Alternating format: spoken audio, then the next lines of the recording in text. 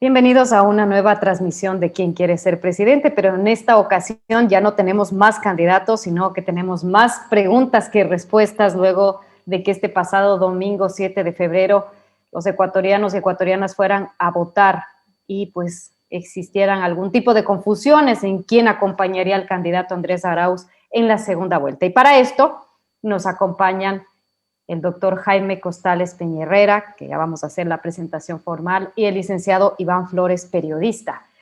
Bienvenidos a todos. Quiero saludar a la audiencia que está ahora mismo en Facebook Live, Michelle Oquendo. Posteriormente esta entrevista se colgará en YouTube. Tendremos un resumen en Instagram TV y luego también tendremos el audio completo de la entrevista en Desde Mi Visión por Radio Visión. Hoy es viernes 12 de febrero. Estamos haciendo una transmisión en vivo y en directo. Son las 9 de la mañana con 2 minutos. Quiero también agradecer a todos los auspiciantes, a Pacari, Mole El Jardín, UISEC, Noé Sushi Bar. Bienvenidos todos. Está conmigo el doctor Jaime Costales Peñerrera, antropólogo, clínico social especializado en psicología política, activista no violento en defensa de la libertad y la democracia, y el licenciado Iván Flores Poveda, periodista con estudios de posgrado en TICS y educación, ex editor del Comercio, revista Vanguardia, Diario Hoy, Ecuador Chequea y Diario La Hora. Actualmente es colaborador del programa Buenos Días con Diego Oquendo de Radiovisión y articulista de la revista Plan B. Estoy muy contenta de tener a dos personas realmente talentosas y brillantes que puedan hacer un análisis de lo sucedido el domingo pasado, el 7 de febrero, en plenas elecciones para elegir al presidente y al vicepresidente. Bueno, quiero decirles que en la pantalla también tenemos una encuesta. ¿Qué candidato piensa usted debería pasar a la segunda vuelta? ¿Guillermo Lasso o Yaku Pérez? Vamos a empezar. Bienvenidos, Iván. Bienvenido, mi querido Jaime. ¿Cómo están todos?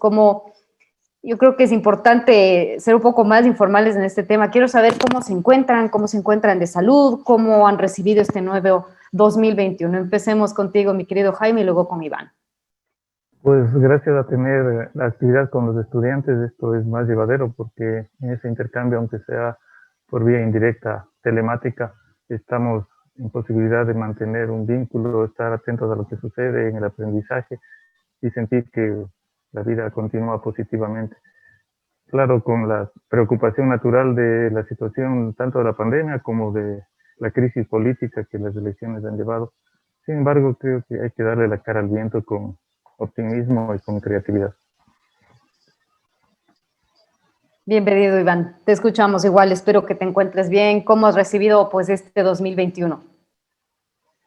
Michelle, es un gusto poder acompañarte, un honor compartir estos minutos con el doctor Jaime Costales y obviamente el privilegio inmenso de poder unirnos a tus audiencias en tus canales sociales.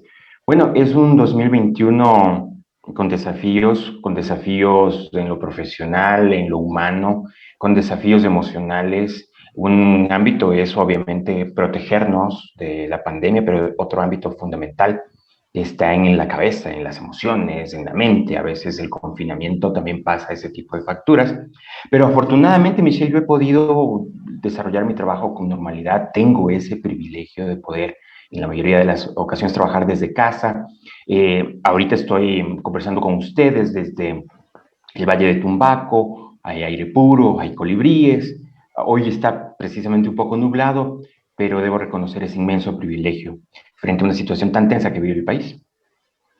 Sí, efectivamente, una situación tan tensa que por medio de las encuestas pues no podíamos ver ese futuro. Pensábamos en un instante que íbamos a tener unos resultados. Luego hemos estado sumidos en una serie de confusiones, que esas confusiones pueden llegar a ser verdaderamente graves en la unidad del país si no se las toma con madurez, si no se las toma con templanza. Ventajosamente, y ustedes me corregirán desde la distancia, puedo ver que tanto el candidato Guillermo Lasso como Yaku, de alguna manera están tratando de llegar a un acuerdo, a una conversación y sobre todo de transparentar los resultados por el bien del país. Ahora, lo lamentable es que han pasado algunos años y continuamos en esta disyuntiva, si es que votamos por el correísmo, por la continuidad de un candidato, de un presidente que llevó al desastre al país. tenemos que decirlo, y otras opciones.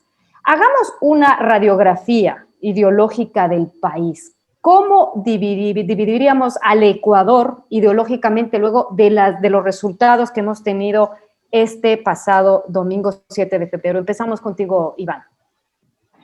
Michelle, debo decirte que independientemente de los resultados, la noche del domingo sí se sintió como una suerte de fresquito, una suerte de sana expectativa, de pensar que la mayoría electoral del Ecuador ya no es una mayoría correísta. Todos los datos hasta este minuto dan muestra de muchos desgastes. 7 puntos menos en el correísmo, ¿no es cierto? Y el posicionamiento de otras alternativas, más allá de las del señor Guillermo Lasso. Entonces, esto también nos lleva a pensar como premisas de estudio hacia dónde se movió el péndulo político del país, si es que se movió. Partamos de un hecho. El Barómetro de las Américas, en sus estudios anuales, entre una de sus variables justamente propone la identificación político-ideológica de los ecuatorianos. Hasta el ciclo anterior, esa identificación ponía a los ecuatorianos hacia el centro, con una ligera inclinación hacia la centro-derecha, pero con una variable muy importante. Las nuevas generaciones imprimen, ¿no es cierto?, debates sociales que empujan a la sociedad hacia una mayor amplitud en términos de derechos, en términos de poblaciones LGBTI, en términos de ambiente, de ecología, en términos del cuerpo del individuo y obviamente algo fundamental para todos, el feminismo. Dichas así las cosas, el mapa, grosso modo, se repartiría costa para el correísmo, sierra centro, sierra sur y toda la Amazonía para Yacu Pérez Huartambel. Y Pichincha sería una suerte como de estado pontificio para Guillermo Lasso. Esto en función de los resultados. Veamos el caso de Pichincha, Michelle, es interesante. Pichincha y Azuay, en otros años, eran los bastiones del correísmo. Pichincha, de alguna manera, siempre ha tenido una tradición histórica más ligada hacia la socialdemocracia, pero los amplios procesos migratorios, la gran diversidad de megaciudad que tenemos hoy, hace justamente que tengamos nuevos matices. Queda en primer lugar el señor Guillermo Lasso, le sigue el ingeniero Javier Hervás, y en tercer lugar el correísmo. Entonces, esto da cuenta de ciertas transiciones, ¿no es cierto? Ciertas transiciones. Uno pensaría que Quito, al ser la sede de la burocracia, un poco reciente lo que pasó en los 4 últimos años, los despidos, etcétera, etcétera, y está buscando justamente a alguien que le dé certidumbres con respecto a la reactivación económica. Si pasa lista a las principales preocupaciones del país, vemos que justamente es el empleo, cómo llevamos el pan a la mesa, la que está entre los primeros lugares. Y ojo, que estamos en el contexto de una pandemia. Entonces yo creo que todas estos urgentes cables a tierra, la economía, la reactivación del empleo y demás, han incidido, obviamente, en cómo se ha distribuido el nuevo mapa político ideológico en el país, Michelle. Sí, bueno, en realidad, viendo tu análisis, se ha desinflado esta fanaticada por el señor Correa y la figura de este caudillo. Jaime, ¿ha evolucionado la psicología colectiva del Ecuador según el resultado electoral?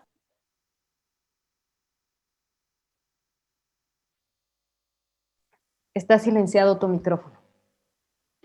En los aspectos sí hay una evolución positiva. No solo que se ha desinflado la votación del correísmo, si además pensamos en que había esa oferta perversa de compra directa de votos ofreciendo los $1,000, imaginariamente, al carecer de esa propuesta, seguramente la votación habría sido bastante inferior a la que obtuvieron. Y esto es una buena señal. También el hecho de que en Pichincha ya no tenga la fuerza que tuvieron y era casi el bastión del correísmo es una visión positiva, me parece. También el hecho de que los candidatos Lasso, Pérez y Hervas estén de alguna manera, por lo menos a momentos, tratando de encontrar un punto en común para dar un frente que pueda ganar las elecciones de segunda vuelta, es una señal altamente positiva. Eso significa que en alguna medida sí la población ha despertado al hecho de la tragedia que significó el gobierno de Correa, que en realidad, como todos sabemos y lo ha demostrado la justicia, era una pandilla delincuencial y no una revolución.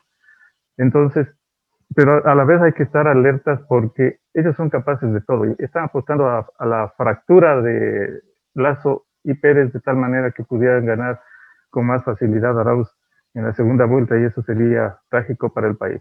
Pero además de eso, la misma campaña, Michelle, ha demostrado, a mi juicio, que no hemos sido capaces todavía de constituir liderazgos trascendentes, ¿no? La mayoría de candidatos no tenían nada que hacer con sus candidaturas, en realidad estaban sobrando. E incluso dentro de los que quedan con una votación significativa, ninguno de ellos tiene una visión estratégica trascendente del país.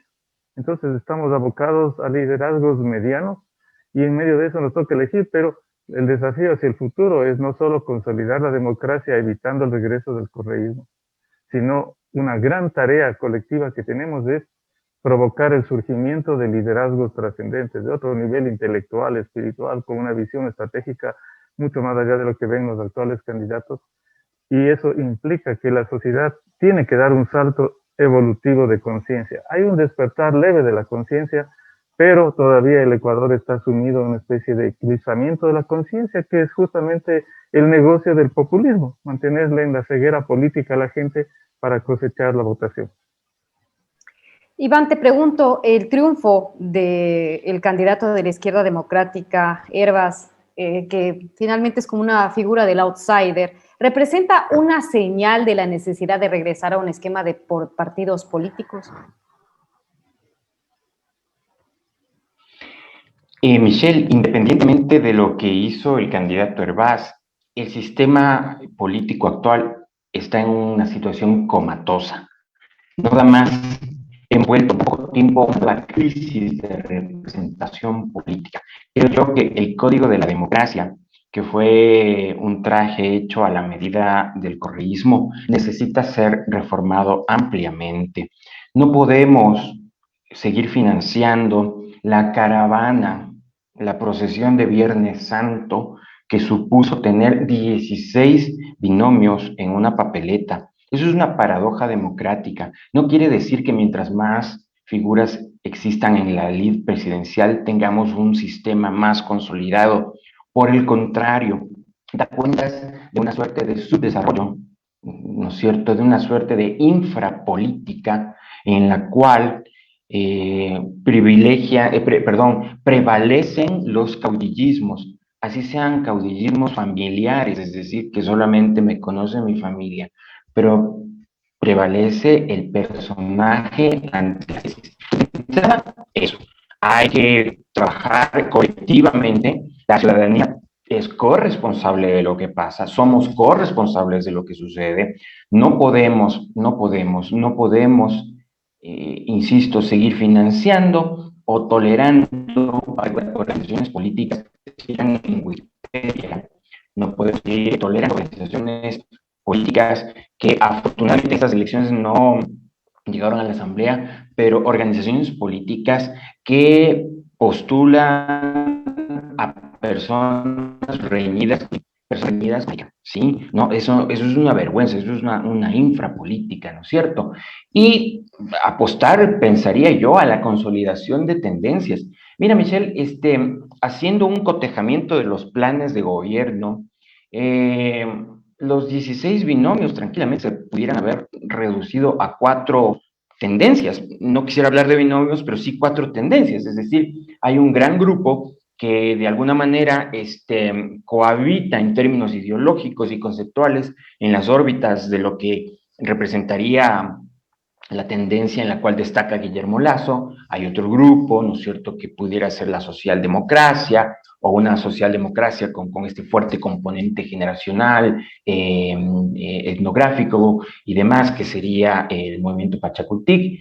Y bueno, y el resto es el populismo de las bazucas, es el populismo de las borracheras en Carondelet, populismos machistas, hay que decirlo. Y también el populismo de salir a comprar la presidencia con la burbuja de los $1000 a 1 millón de familias, hay que decirlo. Entonces, a futuro tenemos que trabajar en eso, en la consolidación de tendencias políticas, y el triunfo del señor Hervás, pienso yo, responde a algunos factores que van más allá del impacto mayor o menor que haya tenido él en su campaña digital. Este momento vivimos en un ecosistema digital, y en ese sentido no hay que menospreciar las potencialidades que nos da en los entornos digitales, pero tampoco magnificarlas, porque en la política lo que cuenta son las tesis, la saliva, el sudor y las chancletas con las cuales tú recorres el país para posicionar una propuesta. Entonces, Hervás está mostrando, primero, quizá un factor sorpresa. Ecuador siempre tiene sed de outsiders y nos ha ido muy mal con los outsiders, hay que decirlo. Si tomamos en cuenta que la gente pensaba que Lucio era un outsider, si tomamos en cuenta que el profesor temperamental de la San Francisco era también un outsider, pues nos ha ido muy mal. Entonces, hay la sorpresa del outsider con Javier Hervás, hay una persona, sí, carismática. Hay también un partido que ha intentado renacer de sus cenizas, lo digo con todo respeto, y hay también el trabajo coordinado con figuras muy importantes, en este caso como María Sara Gijón o la propia Vilma Andrade, que, digamos, se echaron al hombro justamente lo que estamos discutiendo ahora. Hace 4 años, en el caso de Vilma Andrade y demás, se echaron al hombro la tarea, lo digo con el mayor de los cariños a la militancia de la izquierda democrática, se echaron al hombro la tarea de despercudir un partido que coqueteó mucho con el correísmo y que coqueteó desde el silencio y también desde el aporte de algunas de sus fichas más claras al gobierno autoritario de Correa. Bien, quiero saludar una vez más a todas las personas que se unen a esta transmisión en vivo y en directo por Facebook Live Michelle Oquendo. El martes estaremos con esta entrevista en YouTube, el jueves en un resumen de Instagram TV, y ese mismo jueves escucharemos el audio completo de esta entrevista realizada al doctor Jaime Costales Peña Herrera, psicólogo de la política, y nuestro invitado, el periodista Iván Flores Poveda. Estamos haciendo un análisis de todo lo que ha sucedido en estos días a partir de las elecciones del pasado domingo 7 de febrero. Quiero saludar también a nuestros auspiciantes, Mole El Jardín, UISEC, Noé Sushi Bar y Pacari, y recordarles que tenemos una encuesta en pantalla. ¿Qué candidato piensa usted debería pasar a la segunda vuelta? Guillermo Lasso, Yacu Pérez, Guillermo Lasso. Vamos a continuar con Jaime Costales. Y creo que este es un tema que realmente es la preocupación de quienes amamos a nuestro país y que queremos lo mejor para nuestro país. Más allá de este circo y de los beneficios que están ganando algunos con esta confusión, ¿no? ¿Cuáles riesgos reales trae la polarización social que produjo la primera vuelta, Jaime? El inmediato riesgo es el posible triunfo de Arauz, es decir, de Correa, porque si la polarización lleva a una fractura radical entre Yacu Pérez y Lasso, entonces muy difícilmente se va a lograr un frente.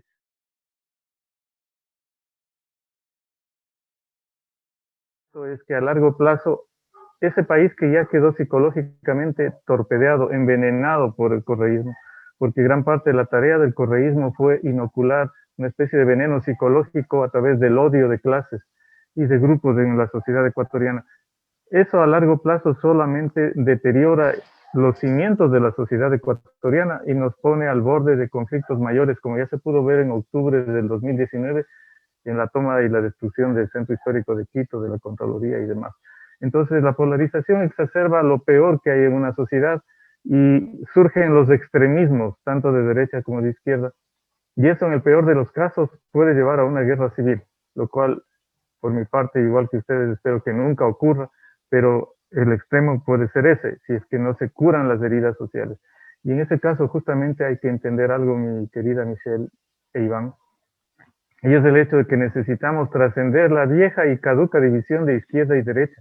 Mi propuesta desde hace años, te consta, Michelle, y sobre todo en los programas con tu padre, es ir hacia la sinergia de clases. O sea, la visión marxista tradicional ya caducó desde el siglo XIX, por Dios, y todavía hay mentes y dirigentes que siguen apostando a esta visión maniquea del mundo y que quieren una polarización con esa vieja fórmula stalinista y leninista que decía que había que agudizar las contradicciones para lograr la transformación de la sociedad, lo cual solamente ha llevado históricamente a guerras civiles, a colapsos y a tiranías que además económicamente han sido un fracaso radical, como puede verse, por ejemplo, ahora en Venezuela o en el caso de Argentina, cómo se va deteriorando por la polarización social. Entonces, por eso es que este momento es importantísimo que Lasso, Pérez y Hervas hagan un esfuerzo generoso. Demuestran que están en la posición de posibles estadistas, ¿no?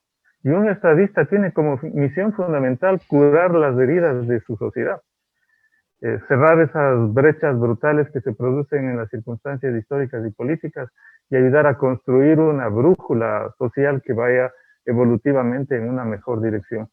Entonces, la gravedad de eso está, como es tu preocupación, Michelle, que la división solamente produce la disolución de las estructuras básicas que necesitamos para vivir.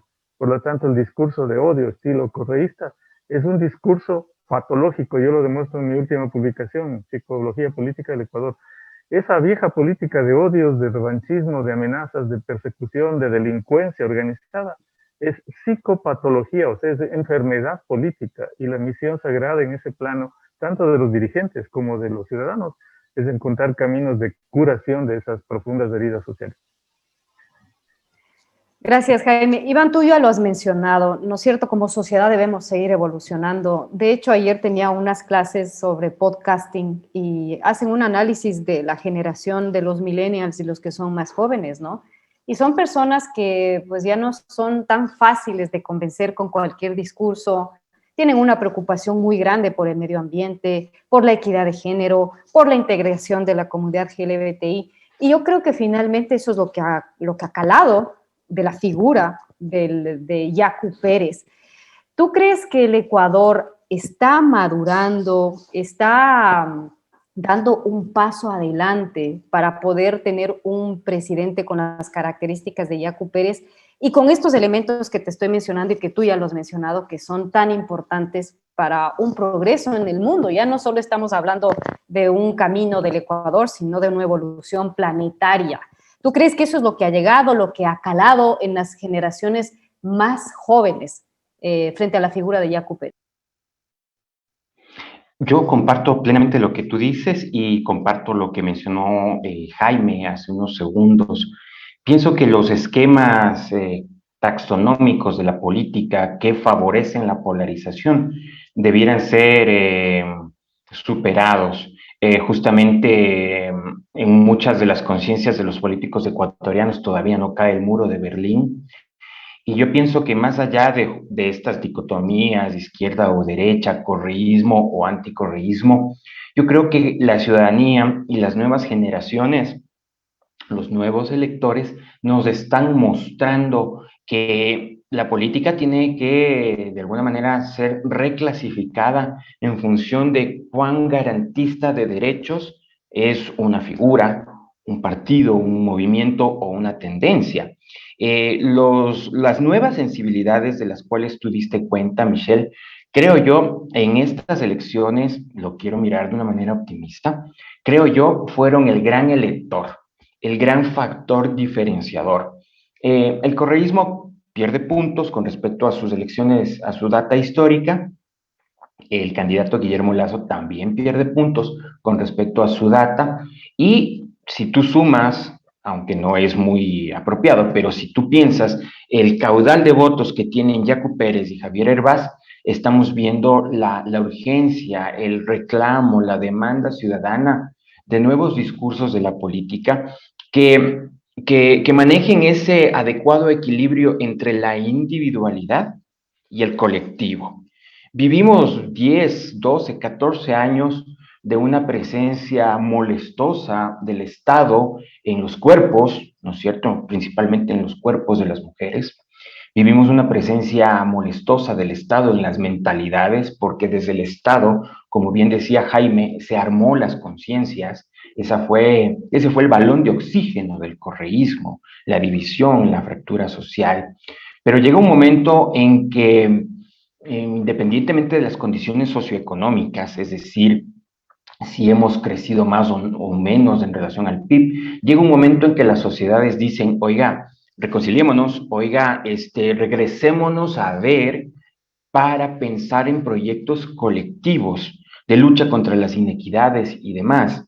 Yo creo que este es un momento, Michelle, en el cual, sin duda alguna, tenemos que trascender de un esquema cleptocrático. O sea, eso es claro. Hay que trascender de un esquema cleptocrático, pero sin que esa lucha se convierta en un reguero de epítetos, racismo, discriminación a quienes piensan distinto en las diversidades políticas que están siendo representadas en este momento. ¿A qué voy en lo puntual? Sería muy triste, muy doloroso etiquetar y estigmatizar al electorado de Manabí, por ejemplo, porque haya respondido mayoritariamente en función del correísmo. Yo creo que hay que entender las matrices más profundas del por qué ocurren esas cosas. Por eso yo decía, como suelen pensar algunos analistas políticos, que tras una elección no hay sorpresas, sino gente que se siente sorprendida. ¿Es una sorpresa que el correísmo haya arrasado en Guayas y en Manabí? Yo pienso que hay más sorprendidos que sorpresas, y son sorprendidos porque precisamente no se puede ver, por ejemplo, en el caso de Guayas y Guayaquil, el impacto de la pandemia. Fue, fue una suerte de exterminio lo que ocurrió en Guayaquil y lo que pasa en Manabí, históricamente hablando. Procesos de migración, procesos de violencia estructural, procesos de ausencia del Estado. El Estado en muchas provincias es un Estado fallido. Entonces, si alguien te recuerda que, me refiero al candidato Arauz, te recuerda que estas poblaciones pueden volver a tener los beneficios que tenían antes, pues la gente va a votar por ese delfín. Ahora, claro, otra cosa es educar políticamente a la población, reiterando que ese tipo de modelos son modelos fallidos, porque son actos de magia, son actos de brujería, incluso es hechicería, ¿no es cierto?, sostener un modelo repartidor de felicidad cuando obviamente tienes petróleo a $100 por barril o en circunstancias como las actuales. Así no se siembra, digamos que la sostenibilidad del país. Y creo yo que este es un momento para el reencuentro, Michelle, para el reencuentro. Sí, este es un momento para el reencuentro, un momento indispensable de unidad. Jaime, ¿es posible lograr un gobierno de concertación de las fuerzas democráticas más allá de las ideologías? Siempre y cuando los dirigentes tengan la grandeza de alma y la visión histórica trascendente de comprender la urgencia de esa unidad. Cualquiera de los dos que pasara la segunda vuelta, Lasso o Yaku, si logramos un apoyo evidente de la población en esa búsqueda de un camino que sea curador de heridas sociales, estamos por buen camino. Pero eso significa que los dos tienen que dar una demostración palpable, notoria, e inspirar a sus seguidores en esa línea de encuentro. Y entonces cada uno de ellos tiene que ver más allá de los esquemas políticos que había tenido antes. Lasso tiene que alcanzar una visión más nacional e integrativa que empresarial. Y Yaku Pérez tiene que alcanzar una visión más allá de la posición de izquierda, que yo digo de nuevo ha caducado. Y entonces me sorprende que algunos dirigentes y la pareja de Yaku hable de izquierda, aunque se distancia y toma una posición muy diferente a la de la izquierda del siglo XXI. Pero entonces hay que entender que caducó lo de izquierda y lo de derecha. Aquí de lo que se trata es de ver una visión global de país y de humanidad. Estamos en otro momento histórico, en otro momento político. Y otro asunto que hay que trabajar muchísimo es que esos dirigentes hagan un esfuerzo por desbanalizar la política, mi querida Michelle Iván. Porque el hecho de que el TikTok haya tenido una fuerte presencia lo podemos entender y en el impacto que ha tenido por la nueva generación y el vínculo que tienen los jóvenes y los muy jóvenes, sobre todo con estos mecanismos telemáticos como el TikTok. Pero reducir campaña a TikTok ridículos en que los candidatos pierden la prestancia que debe tener un candidato es peligroso porque banaliza y desvaloriza la política y el debate queda en el aire y no se convierte en debate, sino cuál de ellos baila o hace el ridículo mejor que el otro. Y eso tiene perniciosos efectos sobre la conciencia política, sobre todo de los jóvenes y del conjunto de la sociedad. Entonces tenemos que avanzar hacia una profundización de la política. Mi sueño incluso es que en algún momento pronto, ojalá, las universidades, especialmente ojalá la San Francisco lo pudiera hacer, es algo que quiero proponer a las autoridades, haga un centro de formación de liderazgo de altísimo nivel, donde los aspirantes puedan capacitarse, pero en los términos más avanzados y evolutivos de la conciencia política, de la doctrina política, pero también del manejo pragmático de las finanzas públicas, de la negociación internacional, es decir, desarrollar habilidades de ser estadistas extraordinarios, porque lo que vimos en la campaña es verdaderamente lamentable. Incluso figuras como la de Montúfar, a la que yo públicamente he expresado que me parecía la figura más interesante en política, pero en un momento dado el afán de llegar al poder o de figurar puede perjudicar a estas propias figuras y termina tratando de torpedear a Lazo sin una visión histórica de parte de Montúfar del riesgo que eso significaba para el regreso del correísmo. Entonces tenemos que lograr algo que también tú me has escuchado varias veces, Michelle, una exigencia muy especial de la sociedad para llegar a ser líderes. No puede ser cualquiera líder. Entonces, tienen que pasar pruebas de salud mental, tienen que pasar pruebas de inteligencia, incluso, porque la exigencia que tiene un liderazgo, sobre todo en una crisis, es tan enorme que no se puede permitir que figuras medianas o menos que medianas aspiren a llegar al poder. Sí, la verdad, yo también me he quedado sorprendida con los resultados que ha tenido César Montúfar en estas elecciones y bueno, había 16 candidatos, había 16 binomios. Bien, esta pregunta quiero hacerla tanto a Iván como a Jaime. ¿Cuáles son las fortalezas y debilidades tanto de Guillermo Lasso como de Yacu Pérez?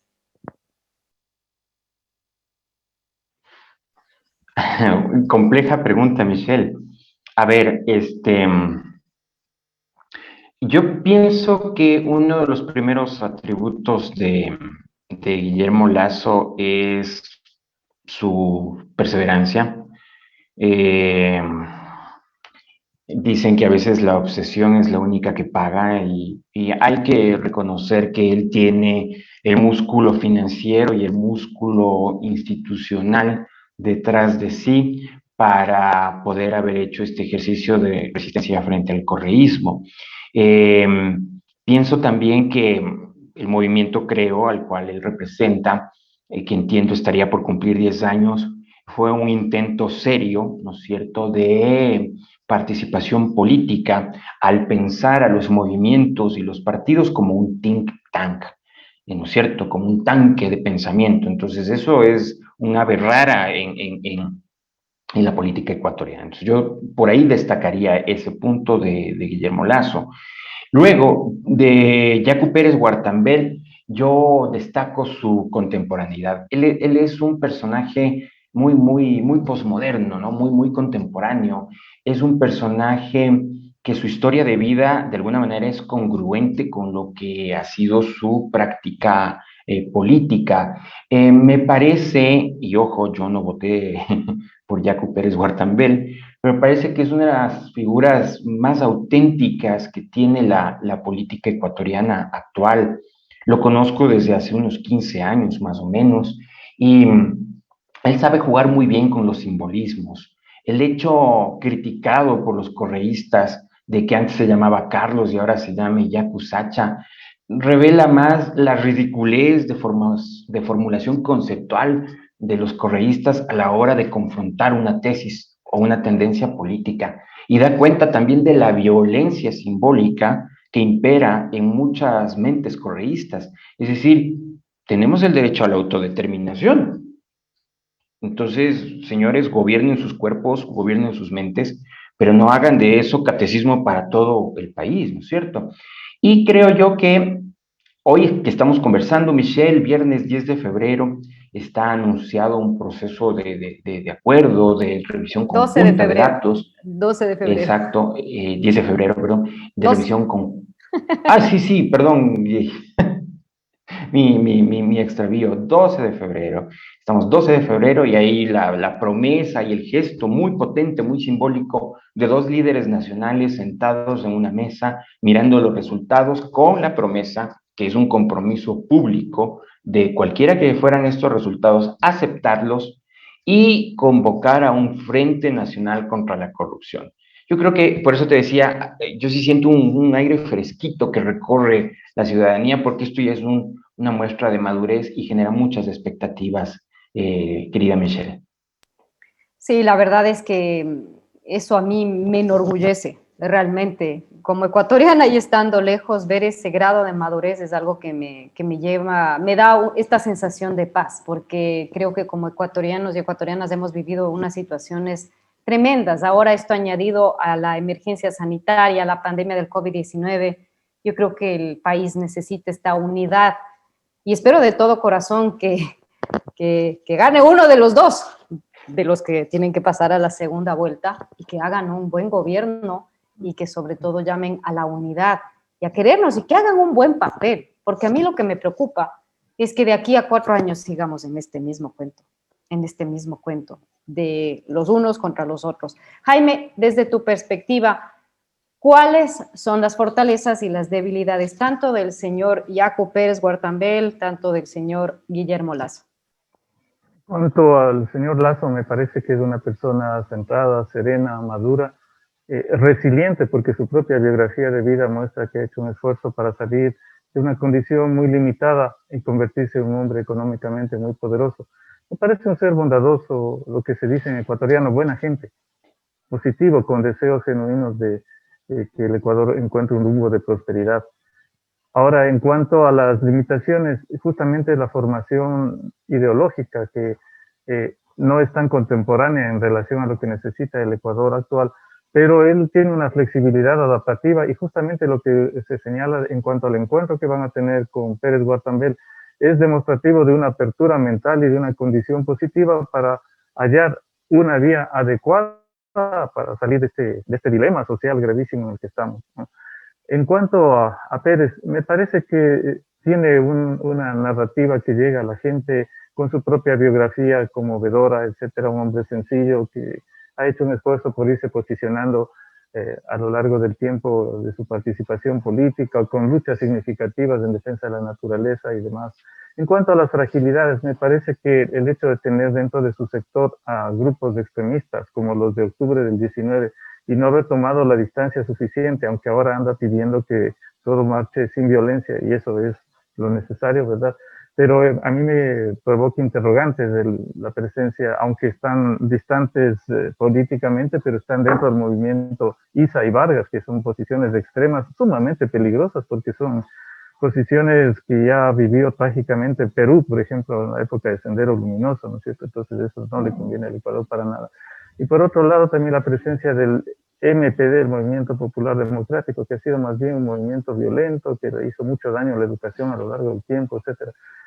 Pero este es el momento de reciclar esas limitaciones, tanto del uno como del otro candidato. Y como a ti te consta, Michelle, yo he sido ya a largo plazo, más de 25 años, promoviendo la no violencia en el Ecuador.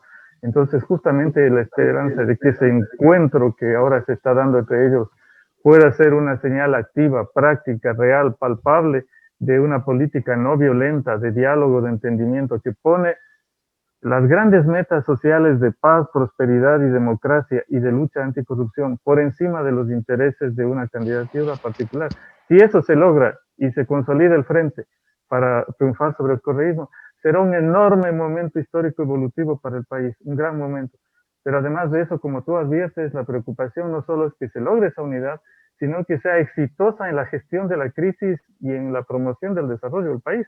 Porque de lo contrario, si esa aún exitosa políticamente unidad le derrota al correísmo, el manejo de la crisis va a ser algo tan difícil y grave que si no funciona adecuadamente, si no tiene éxito, abriría de nuevo las puertas para que los cantos de sirena del populismo, sea con Correa o sin Correa, retornen. Entonces estamos en un momento crucial en que el Ecuador se juega la posibilidad de dar un salto evolutivo hacia una conciencia social más evolucionada y a una unidad política que pudiera trascender las viejas divisiones de izquierda y derecha, o caer nuevamente en el encanto peligroso y destructivo de la banda delincuencial del correísmo. Entonces, entendiendo eso, yo creo que los dos están interpelados por las circunstancias, exigidos por el país, por quienes verdaderamente amamos al país, exigidos a encontrar un punto de conexión, de curar heridas, y de sinergia. Mi propuesta es, en vez de la lucha de clases, la sinergia de clases, la cooperación inteligente y creativa para resolver los enormes problemas y frenar a la banda delincuencial que quiere volver a devorar lo que queda del país. Bien, estamos haciendo un análisis de todo lo ocurrido en nuestro país luego de las elecciones, luego de que los ecuatorianos fueran a votar este domingo 7 de febrero para candidatos a la presidencia y vicepresidencia, también asambleístas. Está con nosotros el doctor Jaime Costales Peña y también el licenciado Iván Flores Poveda. Les recuerdo que tienen una encuesta. ¿Qué candidato piensa usted debería pasar a la segunda vuelta, Lasso o Yacu? Y quiero agradecer también a todas las personas que están siguiendo esta transmisión en Facebook Live. En la próxima semana tendremos este video en YouTube, un resumen en Instagram TV y el audio completo de la entrevista en Desde Mi Visión por Radio Visión. Quiero también presentarles una pregunta que ha hecho Sofía Burbano, estudiante de la Universidad Internacional SEC, tanto para Jaime como para Iván. Vamos a escuchar el audio de esta pregunta de Sofía Burbano. ¿Qué factores considera usted que afectan a la participación de las mujeres en el desempeño de cargos públicos políticos como son la presidencia?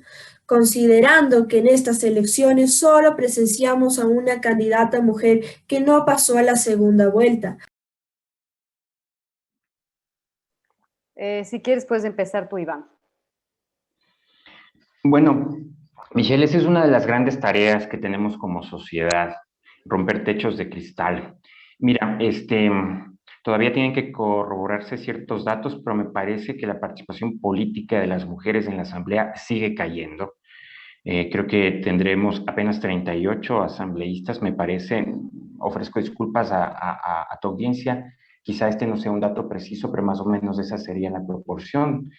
Apenas 38 asambleístas. Y como bien decía Sofía, solamente tuvimos a Jimena Ponce como candidata a presidente. La mayoría de binomios fueron Jimena binomios. Peña. Sí, Perdón, Jimena Peña, sí. sí, Peña. Mil disculpas.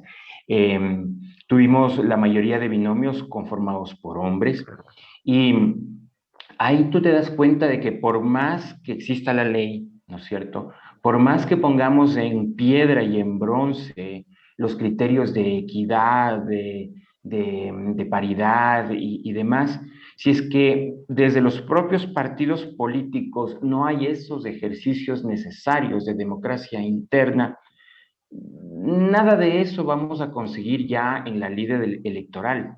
Los partidos políticos ecuatorianos, hay que decirlo, han sido espacios de violencia, han sido espacios de caciques, ¿no es cierto? Han sido haciendas, han sido aventuras con gerentes propietarios que no dan paso ni a la equidad, que no dan paso ni a los relevos generacionales, que no entienden, por más que reciban cursos de capacitación, no entienden qué son las diversidades sexogenéricas, no entienden los aportes más allá de las poblaciones LGBTI que estas poblaciones le pueden dar a la sociedad en su conjunto.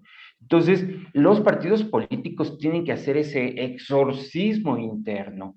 Estamos viendo con estas elecciones que todo lo que la normativa electoral menciona a ese propósito ha sido letra muerta.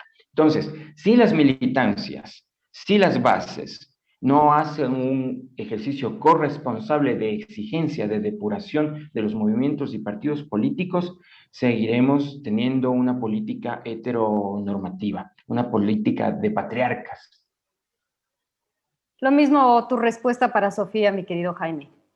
A lo largo de mi ya larga carrera académica, 41 años de cátedra con jóvenes, he tenido alumnos brillantes y excepcionales, chicos y chicas excepcionales, la mayoría de ellos mujeres. Entonces tengo la prueba palpable del talento, de la inteligencia brillante, de la calidad humana y de la excepcional creatividad que tienen las chicas, tanto o más que los chicos. Por lo tanto, tengo la plena certeza de que si se hace una reorganización de los partidos políticos dando espacio a mujeres brillantes, eso apuntaría a tener liderazgos femeninos excepcionales que tendrían plena capacidad de dirigir el país exitosamente y entonces hay que avanzar evolutivamente también, no solo en ese encuentro no violento de clases, sino también de géneros, de tal manera que lo que importa no sea si es hombre o mujer quien llega al poder, sino que tenga las calidades intelectuales, espirituales, psicológicas y administrativas excepcionales que le permitan hacer un liderazgo trascendental. Eso es lo crucial, y entonces es una deuda histórica enorme que tiene el país y que hay que irla solventando lo más aceleradamente posible. Muchísimas gracias a los dos. Ya estamos llegando a la parte final y la última pregunta. Como decías tú, Iván, antes de empezar la entrevista formalmente, nos hemos quedado con las cifras de anoche, ¿no es cierto? Yacu tiene el 19,38%, es decir, 1.793.493 votos. El señor Guillermo Lasso tiene 19,74%, es decir, 1.827.149 votos. A ver, para despedirnos, Iván, ¿quién crees que quedará junto a Andrés Arauz? Una y dos, ¿cuál es el mensaje que le darías a quien quede en la segunda vuelta junto al señor Andrés Arauz? La misma pregunta para Jaime. Michelle, creo que la presidenta Diana Tamaín cometió, digamos que un error el domingo al posicionar con más vehemencia uno de los datos del conteo rápido. Si bien el conteo rápido establecía rangos mínimos y rangos máximos, prevaleció la imagen de que a segunda vuelta pasaba Arauz y Yacu. Y creo que eso encendió las pasiones, encendió las justas preocupaciones de la mayoría del país. Dicho eso, pienso yo que a juzgar por cómo se está desarrollando el conteo, ya casi que estamos sobre el 99% de actas computadas, es decir, ya las válidas, las que han sido despejadas de novedades, pues por mínima parece que el señor Guillermo Lasso pasará a segunda vuelta. Y esto sí que es un reto enorme, es como esas cuestas de San Juan en Quito, porque yo creo que en el Con la escenario, lengua afuera.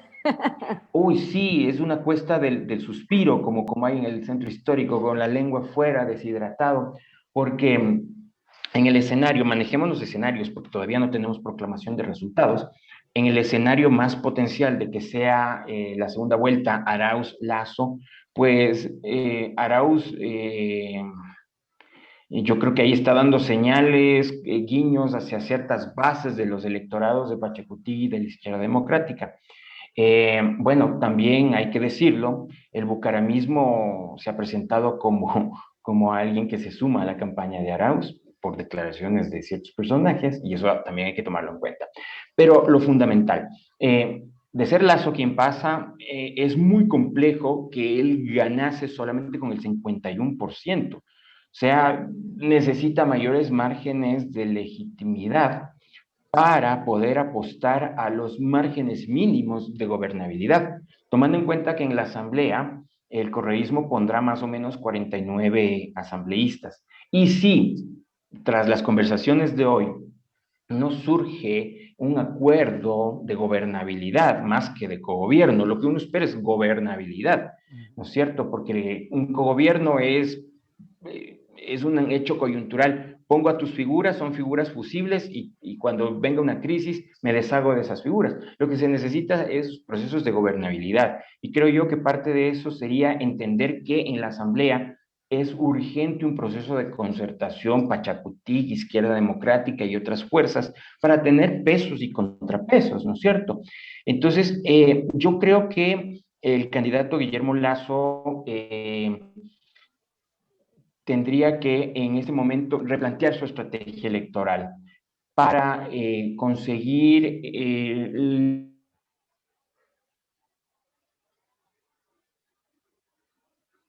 Bien, tenemos un problema de audio con Iván Flores. La misma pregunta para ti, mi querido Jaime. ¿Quién crees que va a llegar a la segunda vuelta con el señor Arauz? ¿Y cuál es este mensaje que tú le darías a este contendor? Más importante de saber quién, como nombre y apellido, pasa a la segunda vuelta, es cómo pasa a la segunda vuelta. Entonces, lo más importante es que pase en este diálogo de unificación de un frente anticorrupción y sobre todo de un frente de defensa de la democracia que nos lleve a otro nivel de madurez política.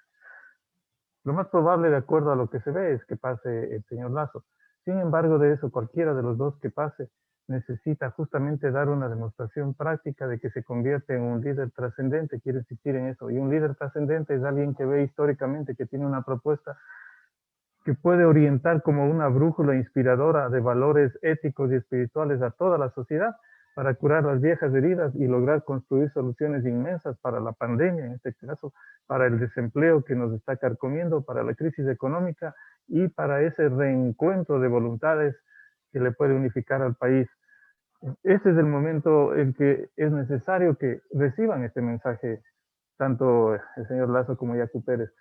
Llegar a la presidencia no es tan importante, pero convertirse en un líder inspirador, trascendente, en alguien que eleva la conciencia colectiva, en un inspirador de la conciencia colectiva, en alguien que irradia un proceso de unificación de clases, de sinergia de clases, que nos saque de esta psicopatología de la política perversa y corrupta y nos eleve como sociedad a otro nivel evolutivo, que nos haga reencontrarnos como ecuatorianos y que nos inspire a la construcción generosa y mutua de grandes esfuerzos colectivos para la solución de estos enormes problemas.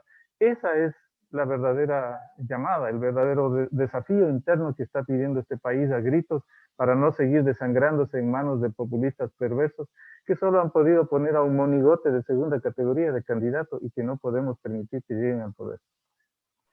Muchísimas gracias, Jaime. Ha estado con nosotros el doctor Jaime Costales Peña, psicólogo de la política, también el licenciado Iván Flores Poveda, un prestigioso periodista que ha colaborado y sigue colaborando con diferentes medios de comunicación, entre ellos con Radiovisión. Bien, agradecer a todas las personas que se han unido a esta transmisión. Recuerden que esta entrevista, haciendo el análisis de los comicios y de las votaciones que tuvimos el pasado domingo 7 de febrero, también estará el martes en YouTube, el jueves en Instagram TV un resumen y también el audio de la entrevista en Radiovisión en Desde Mi Visión.